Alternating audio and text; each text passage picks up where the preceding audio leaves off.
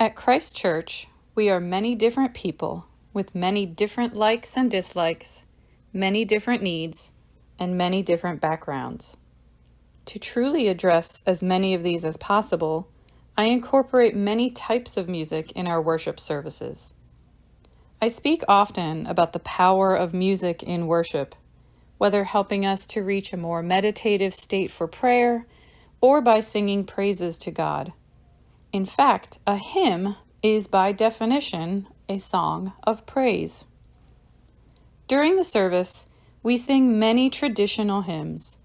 Some hymns are very traditionally Episcopal, while others come from Catholic or Lutheran traditions. But most are sung across Christian denominations. Have you ever recognized the title of a hymn, but once the music started, you were unfamiliar with it?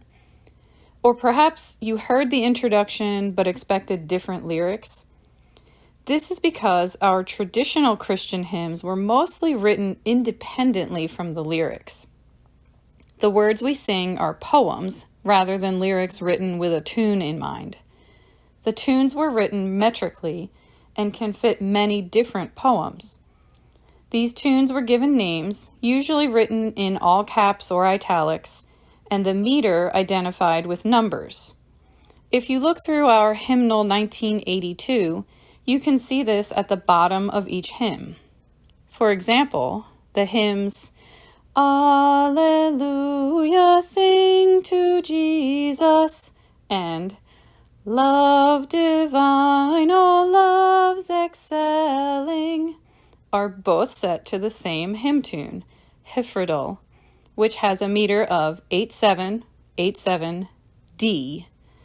The poems that fit it will have 8 syllables, 7 syllables, 8 syllables, 7 syllables, and the D means the pattern is doubled, so it repeats. There are quite a few hymn tunes that appear 3 times in our hymnal with 3 different texts.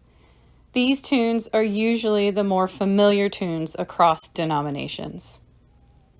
Of course, not all hymns were written this way. We sing many traditional folk songs from different cultures, including many African American spirituals, such as Let us break bread together on our knees. Many of the more contemporary Christian songs and some of our most beloved hymns were written more like popular songs, with lyrics and music written together, such as I Am the Bread of Life by Sister Suzanne Tulin, or Lord, I lift your name on high by Rick Founds.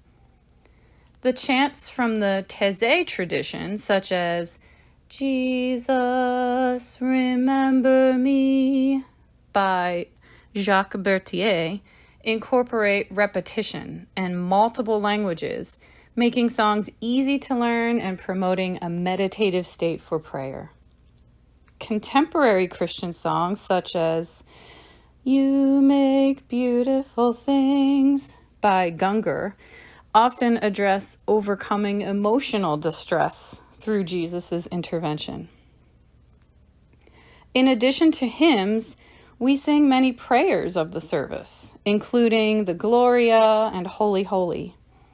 The settings we use for the service music change with the seasons of the church year, most notably using Rite 1 language and a more somber setting during Lent, changing to a joyful and celebratory setting for the Easter season. During the program year, when the choir leads the singing, we also sing the Psalms. There are many different settings of the Psalms, David's songs to the Lord. Some are chanted, singing most of the words on the same musical pitch.